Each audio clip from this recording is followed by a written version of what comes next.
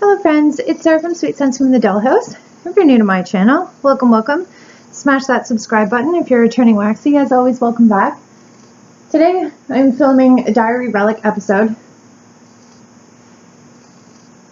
What's the date today? It's like March 4th? Sorry. I've been so busy lately. This week has been nuts. By the time you guys watch this, it will be summertime, if not almost the end of summer. So I hope you're having an amazing summer. Enjoy it while it lasts, especially if you are Canadian, because we only get 3 months of nice weather a year. It is March 4th, 2018, and today I'm bringing you a collective haul just to show you guys a little bit of the materials I've purchased to start this journey, I guess. So let's get started. I placed an order on Amazon Prime with Candle Science. So the first one,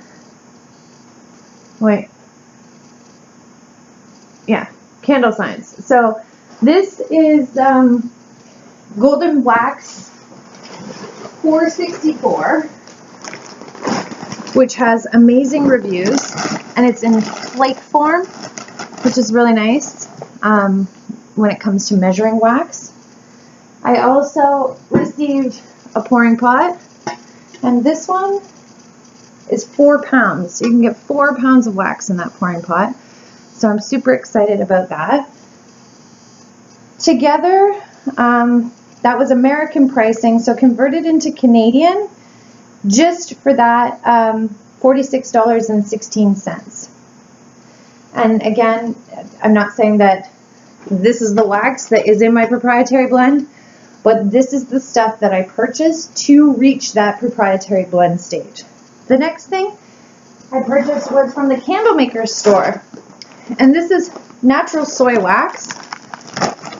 There's 10 pounds of natural soy wax. So I purchased both of these off Amazon Prime, and when I opened them up, neither one of the bags or product is labeled.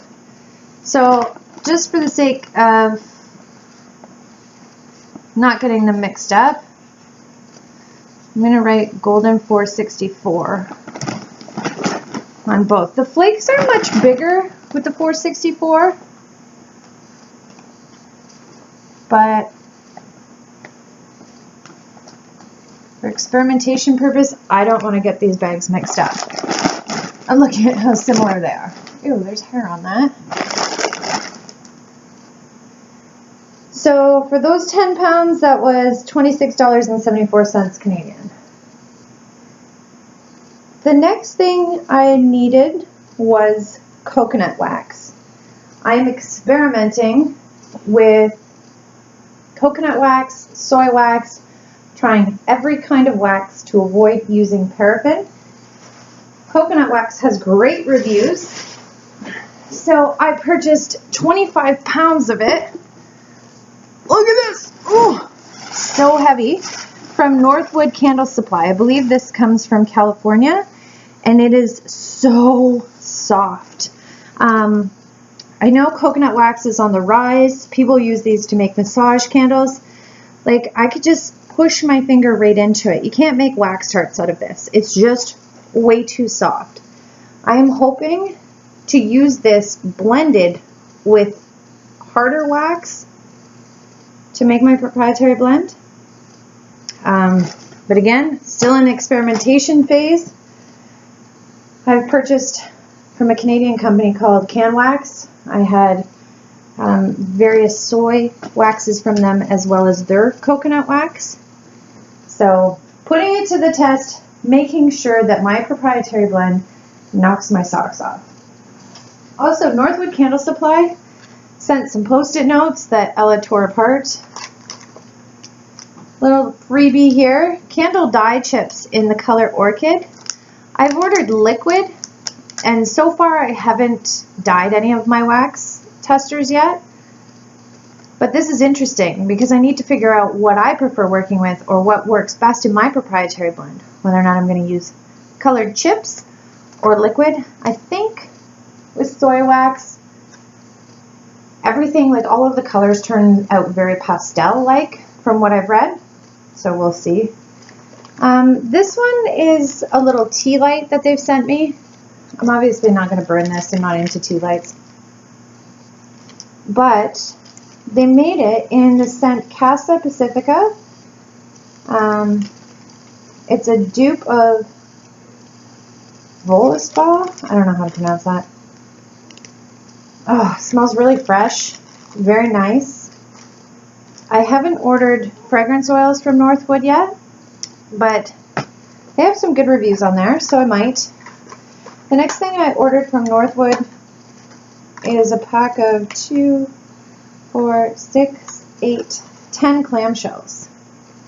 I'm ordering clamshells from various suppliers, trying to figure out which ones are best for my product.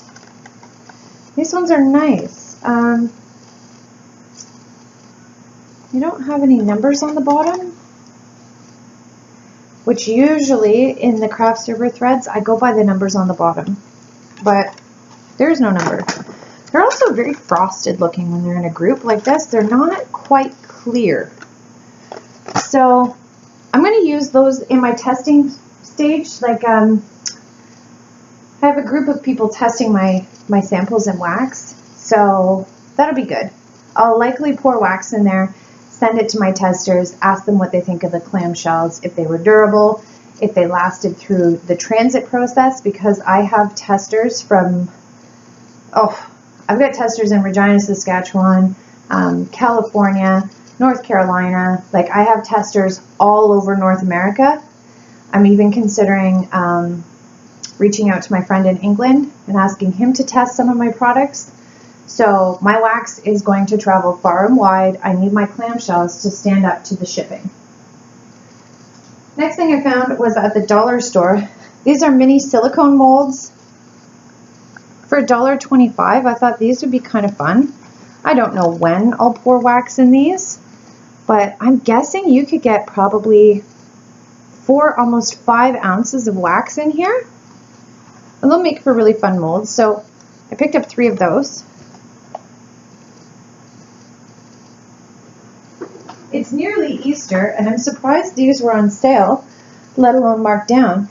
These are Wilton's bite-sized treat molds in these cute little bunny shapes. And they've got little eyes and nose, but it's really hard to tell in the clamshell, as well as little Easter eggs. So I'm going to pour these next Easter, and I got 2 of each. These were $1.25 a piece, marked down from $5. So I grabbed 4 of them. I think I should probably go back and grab more. The next thing I purchased, and I'm just showing you 3 of them. Oh shoot, I forgot. Hang on 2 seconds. Sorry about that. I just wanted to give you an idea of how big these are. So I was at my local Foodland and found these. I'm like, yay, this is what vendors use to make loaves out of, right? 7 freezer containers with board lids. Of course, I wouldn't use the board lids. I would put them in, once they've hardened, put them in the polypropylene bags, just like the other vendors do. I got them home. These were $1.99, marked down from $2.99. So, of course, I bought 6 of them. 9 times 6, that'll make a lot of loaves. I was really excited. Then I realized, once I got them home, how big they are. Look at that compared to a Super Tart Sidekick pan. I'm like, oh, well, they'll be the same size as Sassy Girl Aroma's pan. No, it's like double the size. What the hell was I thinking? Those are huge compared to other vendors' loaves. So, not sure what I'm going to do with these. But live and learn, right? So the next thing I purchased, because I've done tons of research and I know tons of people, including Tim from Timber Ridge Gifts, Every other vendor, it seems, uses Presto kitchen kettles to melt wax. I have a gas stovetop in my kitchen. I am really trying to avoid using my kitchen as my workspace. One, because the kitchen is a family gathering spot in the dollhouse. It's a place where we catch up, we talk about your day at school, we cook meals, we sit down and eat at the table. I don't want my work to take over that space. I don't want my hobbies spread all over the frickin' place and the kids to feel like they're being pushed out of an integral part of the dollhouse. So I'm really dead set against using the kitchen altogether. Melting wax on a gas stove is probably a recipe for disaster. Even if I have a fire extinguisher on hand, I just really don't feel comfortable taking that risk. As well as fragrance oils can contaminate a kitchen.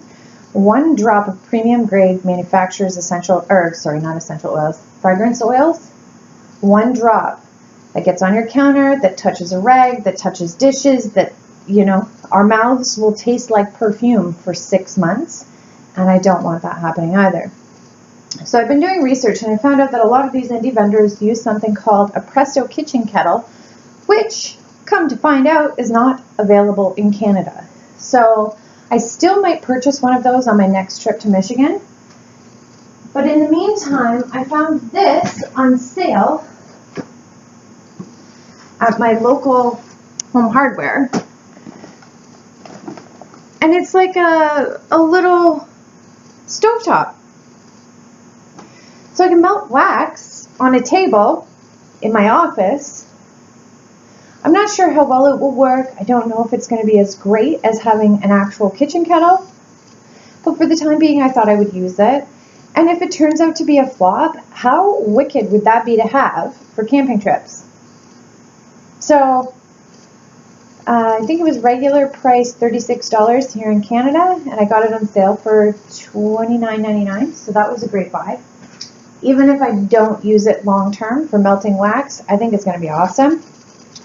Now the next thing I had to pick up was a candy thermometer, because I am still waiting on one more order that has a more industrial strength thermometer, but I think that one will do for the time being. Just like this is still very, very, very early in my wax journey. So as you can tell, these have just been materials that I've been collecting over the last couple months to get me started. I know that I'm going to try probably 45 more wax types, blends, so on and so forth, before I find one that I'm absolutely thrilled about. So this is my very first collective haul in Diary Relic. It feels so weird making these videos knowing that I'm not going to share them with you for months and months and months. So I upload them to YouTube, list them as private, put them in a top secret file folder, and we'll post them someday in the summer, hopefully. So this collective haul altogether, when I translated the US conversion into Canadian for the items that I purchased in the States, as well as the additional Canadian prices, this collective haul is costing $252.96. Getting into vendor wax is no joke. $252 is a piss in the pot compared to what I've spent on fragrance oils. So far, I've ordered from 4 different companies, and